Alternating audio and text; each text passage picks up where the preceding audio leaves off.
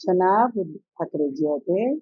उद्धव ठाकरेजी तर जे बाळासाहेब ठाकरेजींनी नाव दिलं होतं ते तर कधीच सोडलं त्यांनी नाव. आणि त्याच्यानंतर जनाब उद्धव ठाकरेची सुरुवात झाली.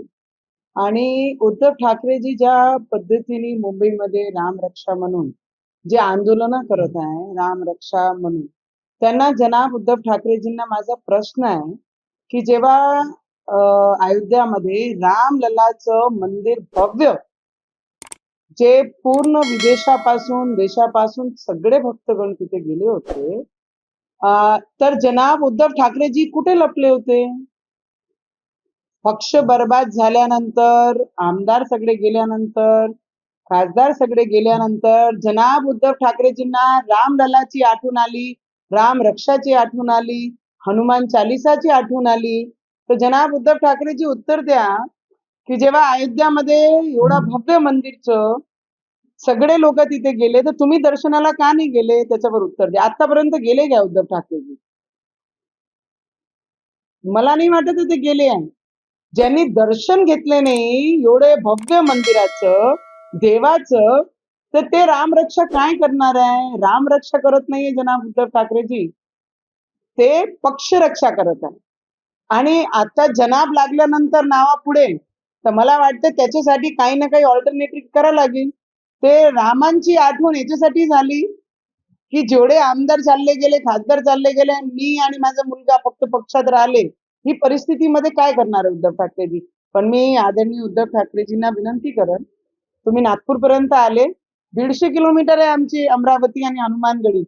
आपण उद्या या आणि आपण सोबत सगळे बसून आम्ही स्वागत करू. आमची अमरावतीची संस्कृती आहे, कोणी आमच्या घरात आले, कोणी आमच्या जिल्ह्यात आले, तर त्याचा आदर सत्कार आपण करतोच. या, आपण सोबत तुमचं स्वागतही करू आणि आपण बसून हनुमान चालिसाचं पठण सुद्धा करू. आणि आमचे मुख्यमंत्री साहेबांची, देवेंद्र फडणवीसजींची कौतुक करण्याबाबत की ज्या मुंबईमध्ये फक्त मी म्हटलं होतं की हनुमान चालिसाचं आम्ही पठण करू, तर एक खासदार महिलाला आणि एक तिसरे टर्म आमदाराला, रवीजींना, आम्ही आमचे दोघांना सोबत फक्त एक शब्द हनुमान चालिसा पठण करू सांगितलं होतं. एवढा अहंकार होता जनाब उद्धव ठाकरेजींना की रामाला जे म्हणत होते, भाषणात म्हणत होते, जे जय श्रीराम म्हणतात ते सगळे हरामखोर आहे. आज ते सुद्धा ते जय श्रीरामचे नारे त्या राम रक्षामध्ये देत आहे.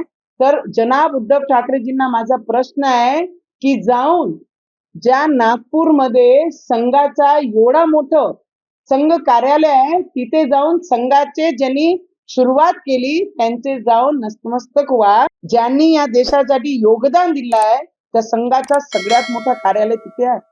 आणि ज्या क्षेत्रामध्ये जनाब उद्धव ठाकरेजी राम रक्षाचं पठण करण्याकरिता आपण आले आहे, येणार आहे, ते मतदारसंघ तिथे गडकरी साहेब आहे, आमचे मुख्यमंत्री साहेब आहे, त्यांनी तुमच्यावर देशद्रोह आणि राजद्रोह नाही लावणार आहे.